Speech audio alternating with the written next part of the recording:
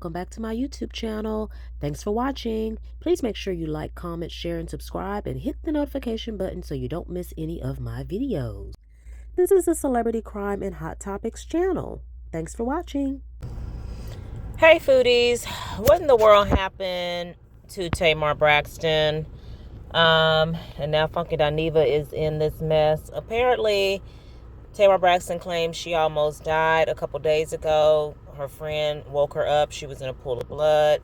She lost 4 teeth and she fractured her nose. Initially, I was thinking, oh, maybe she got a nose job and she just wants to save face or come up with an excuse before the big reveal. But then fucking Dineva got on his live show Tuesday night and came up with an alibi. At first, I didn't think nothing of it. I was like, okay, well, that's what happened. He said that him and Tamar had hung out and the car dropped her off at her house. And he went out and continued to hang out with his friend James Knox. And then he woke up the next morning and she had texted him asking for Dr. Heavenly's, Dr. Heavenly, the dentist from Meriton Medicine, asking for her phone number. She said she was missing 4 teeth. So Funky said he did reply and be like, how are you missing 4 teeth or something like that? I'll play the clip for y'all. And she never responded. Now that I think about it, and now that I watched Michelle A.T.L.A. Brown, one of my fave YouTubers. Make sure you're subscribed to Michelle A.T.L.A. Brown. I also play a clip from her live from Tuesday night. She said it sounded kind of suspicious. She said now, Funky was the last person Tamar saw, and then she woke up in a pool of blood with a fractured nose and 4 teeth missing out her mouth. That sounds a little suspect. And I even went up on Michelle's panel, or, her channel. I came up and spoke for the first time. And I was like, you know what? When Funky gave his whole spiel on his show, it didn't sound like he was trying to give an alibi. It didn't sound like he was trying to excuse himself. It sounded to me like he was maybe trying to cover for a friend, if anything. But now that Michelle played it back, and also played the clip of them when they were hanging out the night before, it do sound a little suspect. It do sound a little fishy. And some are alluding to her having been drunk, which I was thinking that as well after I realized it wasn't a nose job she was trying to cover up. It could have been a little more than alcohol. I don't know. But, this is all my opinion. I'm not pointing fingers or accusing nobody of something. In the least, she could have just been drunk, or she could have had some kind of medical emergency and passed out. However, this is serious.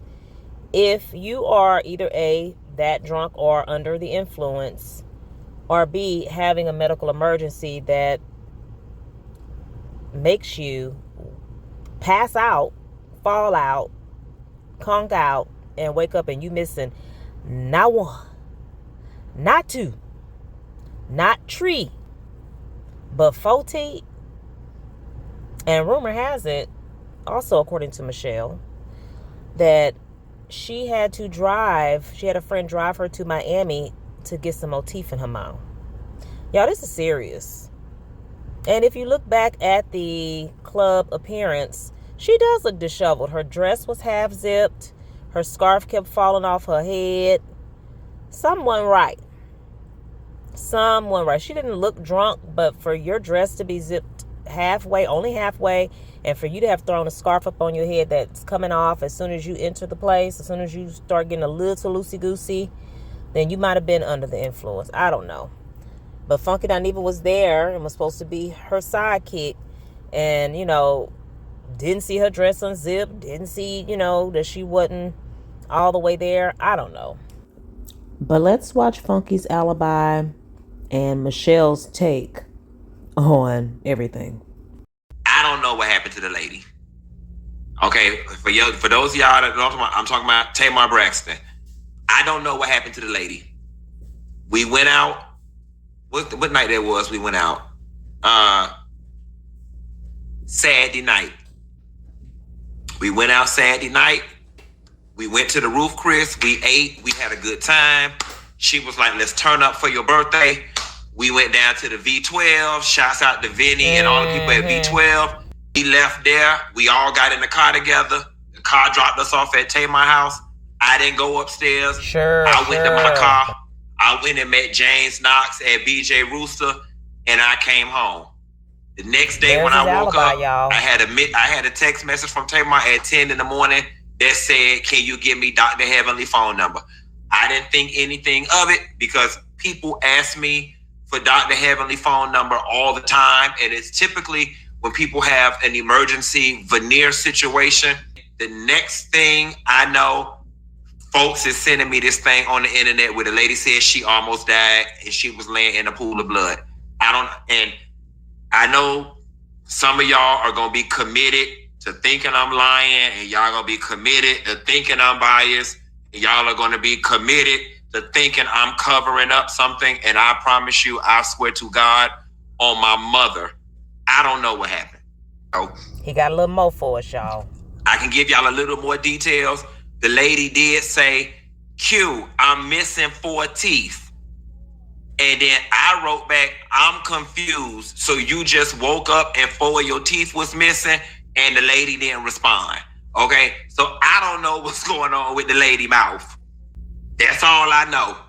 If that ain't good enough for you, bitch, make it enough. Okay? Listen, I don't know if it was alcohol. I don't know if it was drugs. I don't know if it was painkillers. I don't know what you had took, Tamar, but whatever it was, you need to give it back to Junkie Dineva. In case y'all didn't know, Michelle ATL and Brown does not see it for Funky Dineva. We want to know who gave you the stuff, Junkie. Who gave you the crack?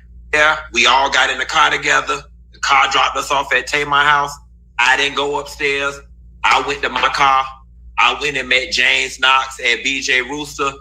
Oh, so he setting up his alibi.